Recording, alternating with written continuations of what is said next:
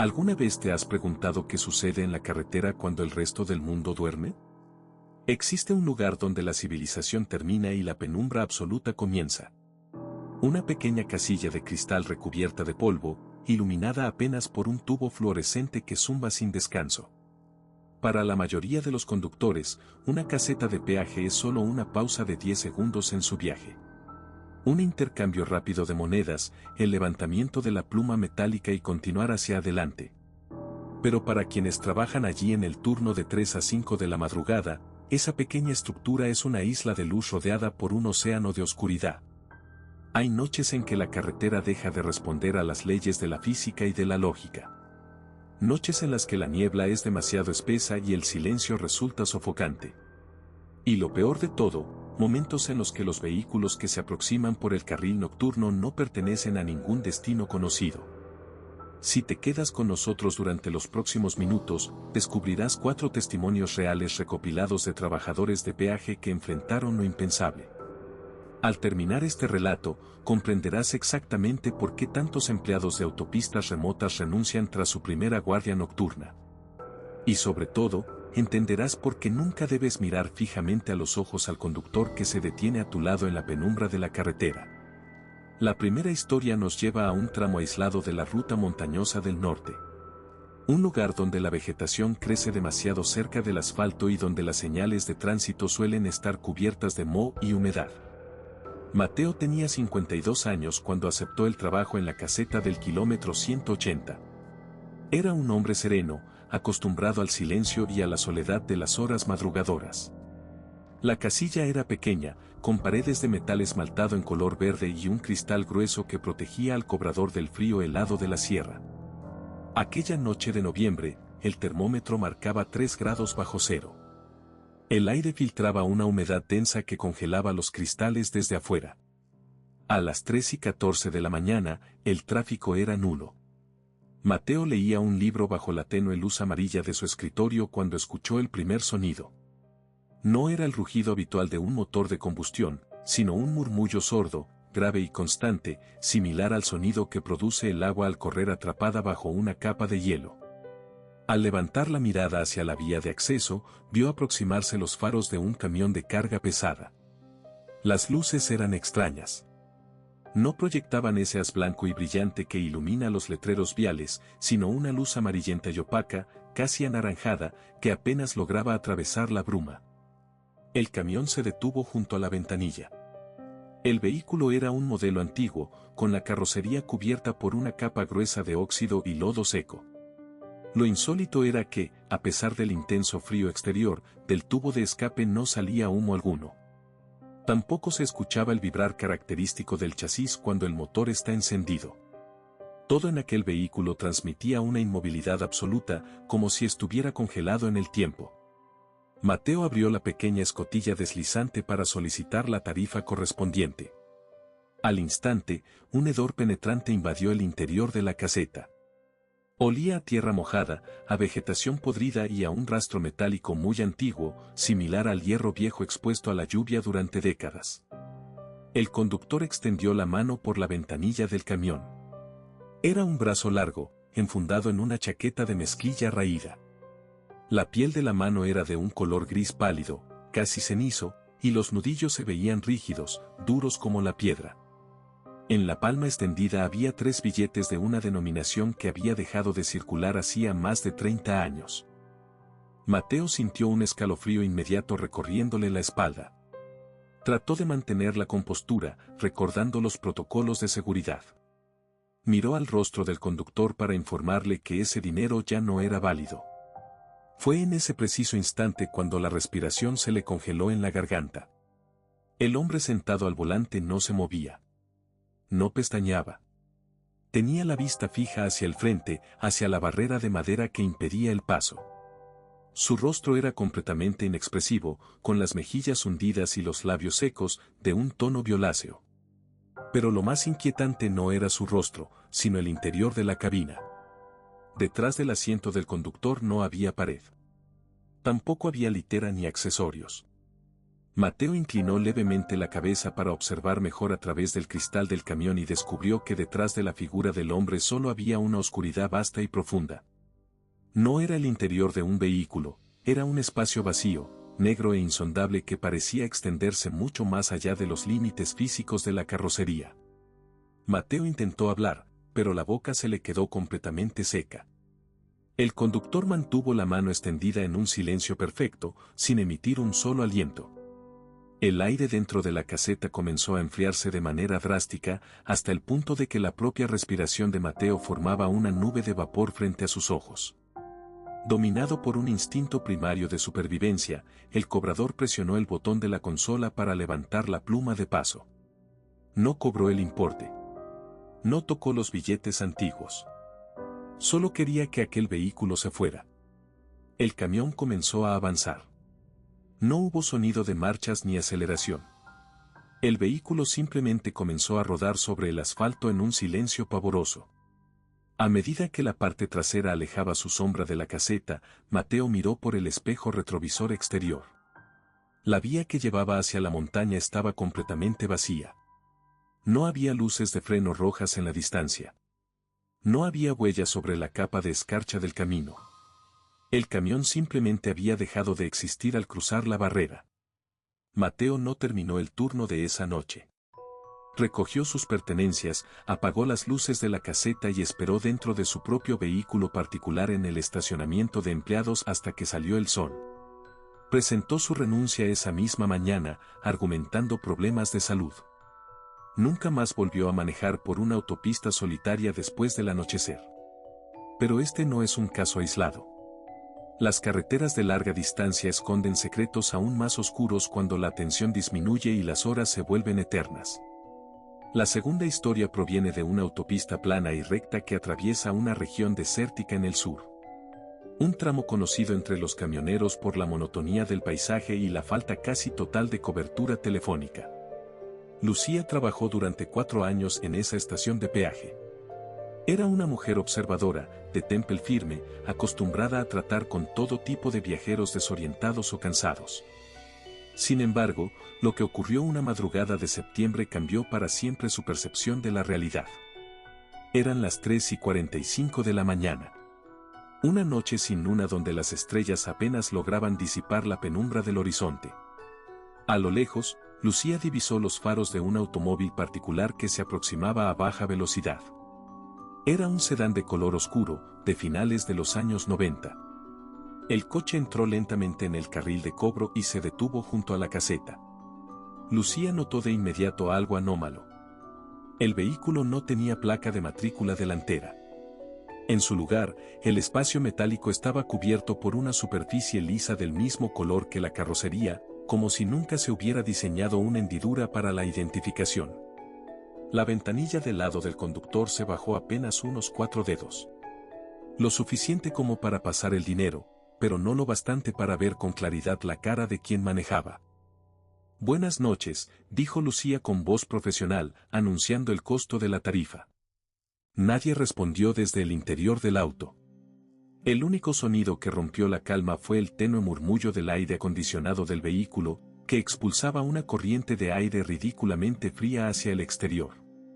Junto con esa ráfaga de aire, llegó un olor que Lucía describió más tarde como inconfundible. Olía a cobre viejo, a antiséptico y al polvo acumulado en las habitaciones que han permanecido cerradas durante años. Por la pequeña ranura de la ventana emergió una mano. Los dedos eran extrañamente largos, delgados en exceso, y la piel carecía completamente de pliegues o arrugas en las articulaciones. Parecía la mano de una figura de cera moldeada con extrema precisión. La mano sostenía una moneda de plata, lisa, sin grabados ni inscripciones de ningún tipo. Lucía dudó durante un segundo antes de extender el brazo. El protocolo le exigía aceptar el pago, pero cada fibra de su cuerpo le advertía que no debía tocar a esa persona. Armándose de valor, tomó la moneda procurando no rozar la piel del conductor.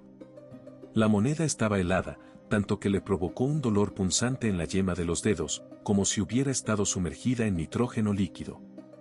Al mirar el interior del coche a través del cristal tintado, la penumbra le jugó una mala pasada a su mente, o al menos eso quiso creer al principio.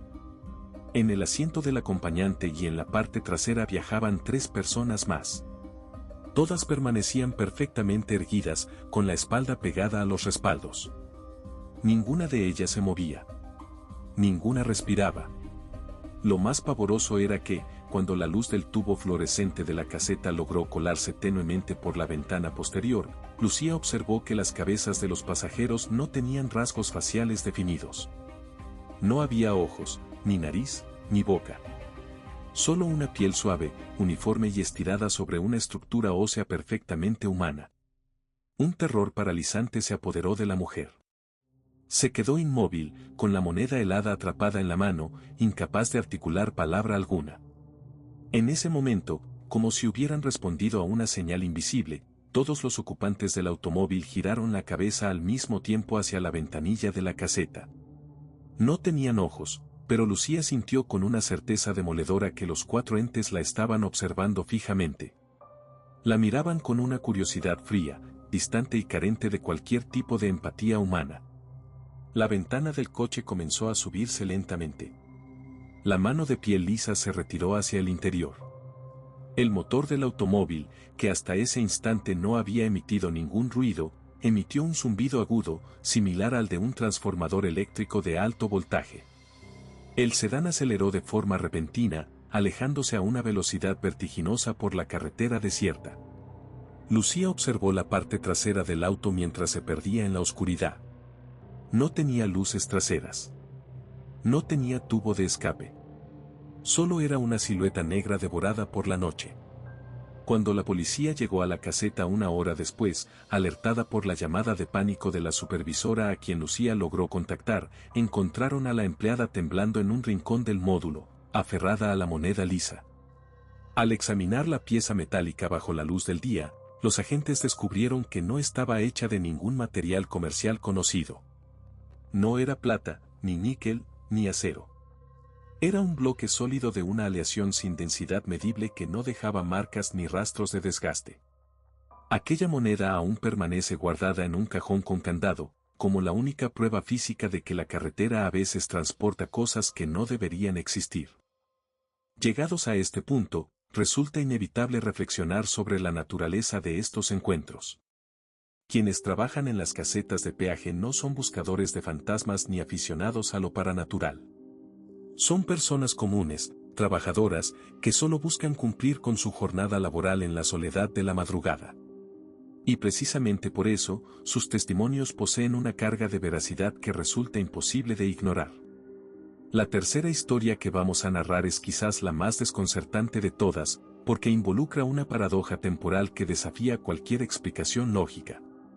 Ocurrió en la Ruta 40, en un tramo flanqueado por densos bosques de pinos donde las temperaturas bajan drásticamente durante la noche. Eduardo, un veterano con más de 14 años de servicio en la empresa concesionaria de la autopista, cubría el turno de 12 de la noche a 8 de la mañana. A la 1:10 de la madrugada, un automóvil coupé de color azul marino, modelo antiguo pero impecablemente conservado, ingresó a la vía de cobro. El conductor era un hombre de unos 40 años, vestido con un traje formal gris y una corbata oscura. El hombre saludó a Eduardo con un asentimiento de cabeza, entregó la cantidad exacta en monedas y continuó su marcha. Todo fue completamente normal. Sin embargo, exactamente 12 minutos después, a la 1:22, las luces de un vehículo que se aproximaba volvieron a iluminar el carril. Eduardo miró la pantalla del sistema de monitoreo. Era el mismo coupé azul marino. El coche se detuvo en la caseta. Al volante estaba el mismo hombre del traje gris. La misma corbata, la misma expresión serena en el rostro. Extendió la mano, entregó la cantidad exacta de dinero y, sin decir una sola palabra, avanzó hacia la barrera que se levantaba. Eduardo se quedó desconcertado. En ese tramo de la autopista no había retornos. La siguiente salida se encontraba a más de 40 kilómetros de distancia, y era técnicamente imposible que un vehículo hubiera dado la vuelta, regresado y vuelto a pasar por el mismo punto en solo 12 minutos. Pensó que tal vez se trataba de dos coches idénticos conducidos por hermanos gemelos, una coincidencia extraña, pero no imposible. Pero a la 1:34, las luces volvieron a aparecer en la pantalla. El coche coupé azul marino se detuvo por tercera vez frente a la casilla. Eduardo sintió como la sangre se le helaba en las venas. Miró la placa de matrícula. Era exactamente la misma. Las letras y los números coincidían término por término con el registro de las dos pasadas anteriores. El conductor bajó la ventanilla con un movimiento fluido. Su rostro no mostraba signos de cansancio, ni de molestia, ni de sorpresa. Era como una grabación que se reproducía una y otra vez sin variación alguna. «Disculpe, señor», dijo Eduardo, haciendo un esfuerzo supremo por mantener la voz firme. «¿Usted no acaba de pasar por aquí hace un momento?» El hombre del traje gris no respondió con palabras. En lugar de eso, giró despacio la cabeza hacia la derecha y miró fijamente el asiento del acompañante. Eduardo siguió la mirada del conductor con el corazón latiéndole desbocado en el pecho. En el asiento del copiloto había una fotografía de tamaño mediano apoyada contra el tablero. La imagen estaba impresa en blanco y negro, con los bordes ligeramente desgastados. Eduardo se inclinó ligeramente para ver mejor la fotografía. Lo que vio le heló la piel. La foto mostraba el interior de esa misma caseta de peaje. En ella se veía al propio Eduardo, sentado frente a su escritorio, mirando hacia la pantalla de monitoreo con una expresión de horror absoluto en el rostro. Pero lo más aterrador de la imagen era la fecha impresa en el margen inferior derecho. La foto tenía la fecha del día siguiente, con la hora marcada a las 4 de la tarde. El conductor sonrió. Fue una sonrisa amplia, antinatural, que estiró la piel de su rostro hasta límites grotescos, dejando al descubierto una dentadura extrañamente perfecta y demasiado blanca. «Usted nunca va a salir de esta guardia», murmuró el conductor con una voz metálica, carente de cualquier entonación humana. El hombre volvió a poner las manos sobre el volante. El automóvil aceleró sin que se escuchara el ruido del motor y se internó en la penumbra del bosque de pinos. Eduardo sintió un mareo intenso. Miró las monedas que el hombre le había dejado en la bandeja metálica. No eran monedas normales. Estaban cubiertas por una fina capa de hollín negro que manchaba la piel al tacto.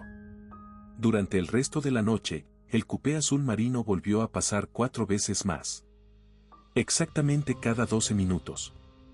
En cada ocasión, el conductor repetía el mismo movimiento, entregaba las mismas monedas cubiertas de hollín y mostraba la misma fotografía en el asiento del acompañante.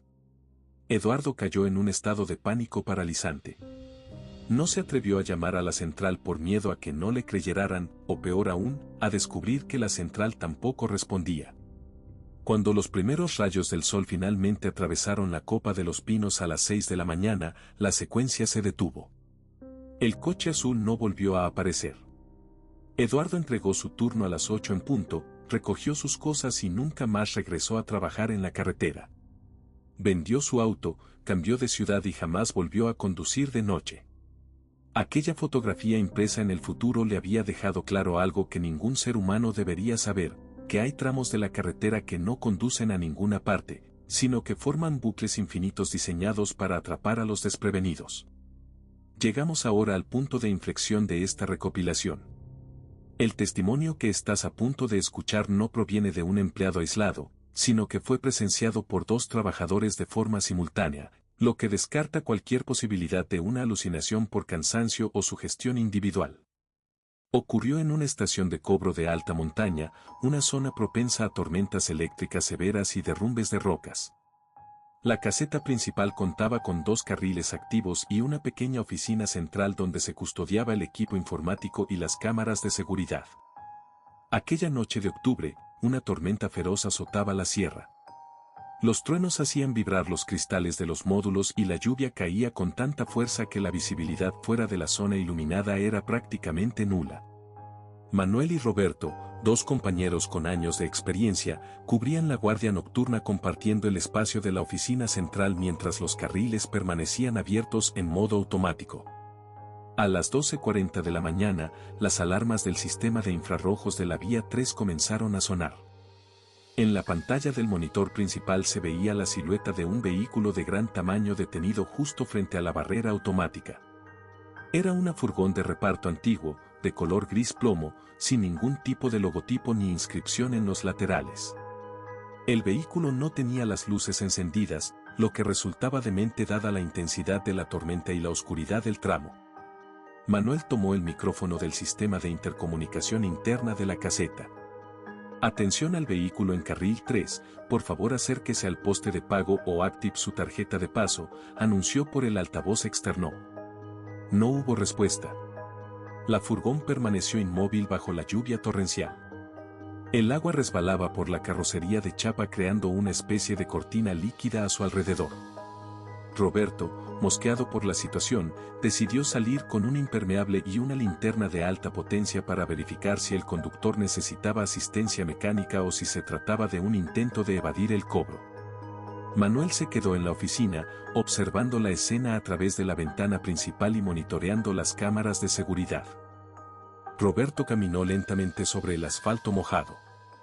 El viento era helado y el rugido de la tormenta ahogaba cualquier otro sonido. Al acercarse al costado del furgón, iluminó la cabina del conductor con su linterna.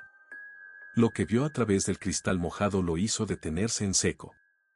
En el asiento del conductor no había nadie. El volante estaba completamente solo. La palanca de cambios no tenía marcha puesta.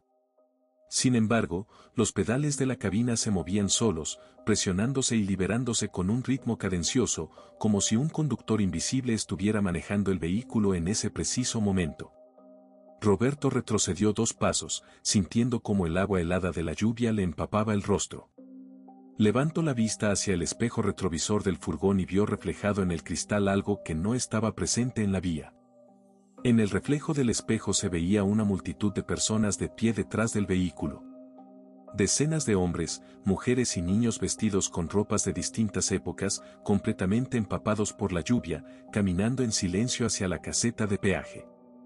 Pero cuando Roberto se giraba físicamente para mirar hacia la carretera detrás del furgón, no había absolutamente nadie. La vía estaba vacía y la luz de los faros de la estación. Asustado, Roberto corrió de regreso hacia la oficina central y atrancó la puerta por dentro. «No salgas», le gritó a Manuel, con el rostro desencajado y la respiración agitada. «No hay nadie manejando esa cosa. No hay nadie». Manuel, confundido y asustado por la reacción de su compañero, miró las pantallas de las cámaras de seguridad. Lo que vio en los monitores lo dejó petrificado. El teléfono de red interna de la caseta, un aparato antiguo de cable ensortijado que solo conectaba los módulos entre sí y no tenía línea con el exterior, comenzó a sonar. El timbre resonó en la pequeña habitación con una potencia ensordecedora. Los 2 hombres se miraron en silencio.